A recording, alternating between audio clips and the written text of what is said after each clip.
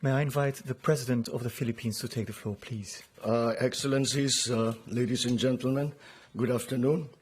We had an extraordinary opportunity today to collectively look back on our shared successes and to exchange views about our prospects for the future.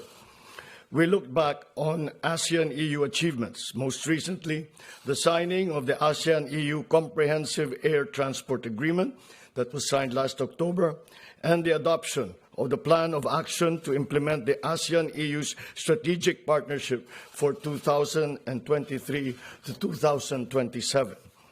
We noted the continued strengthening of cooperation between our regions throughout the pandemic through the following mechanisms: the ASEAN Regional Integration Support from EU+, the EU support to higher education in the ASEAN region, the Enhanced Regional EU-ASEAN Dialogue Instrument, the EU-ASEAN Cooperation on Sustainable Use of Peatland and Haze Mitigation, Biodiversity Conservation and Management of Protected Areas in ASEAN, the Integrated Program in Enhancing the Capacity of AHA Center and ASEAN Emergency Response Mechanism, and the ASEAN-EU Migration and Border Management Program Phase 2, to name but a few.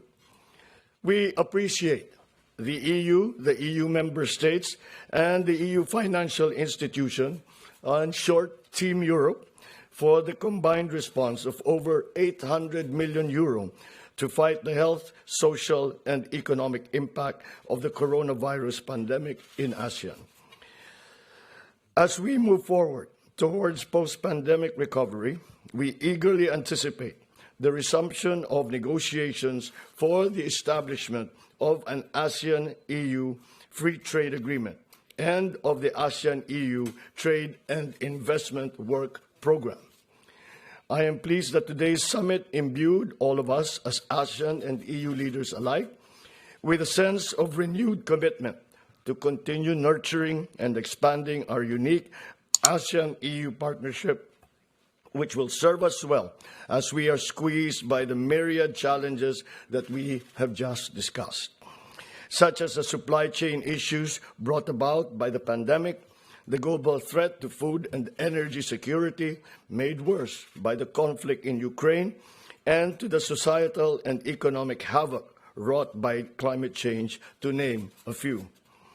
I am particularly pleased that this landmark ASEAN-EU commemorative summit was shepherded to conclusion during the Philippines' coordinatorship for ASEAN-EU dialogue relations, and that the adopted ASEAN-EU joint leader statement is reflective of the broad nature of our relations and shows clear commitments from both sides to further enhance our relations.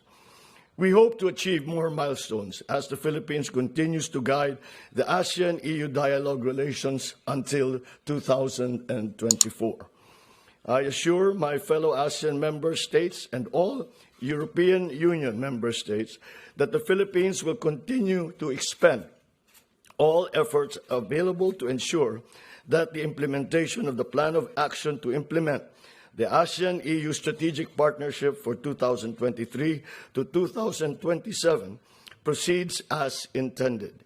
We will strive to expand and deepen our cooperation in the priority areas of post-pandemic economic recovery, strengthening of public health institutions, maritime security and cooperation, environmental protection and sustainable economic development, combating, of course, climate change, and connectivity, with its new definition, which goes beyond the strict definition of digital connectivity, but connectivity in all manners, by air, by land, by sea, by digital means.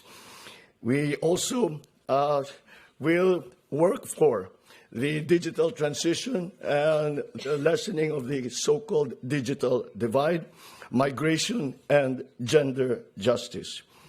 We look forward to nurturing and bringing forth ASEAN-EU relations to greater heights in our role as country coordinator for ASEAN-EU relations in the next 2 years.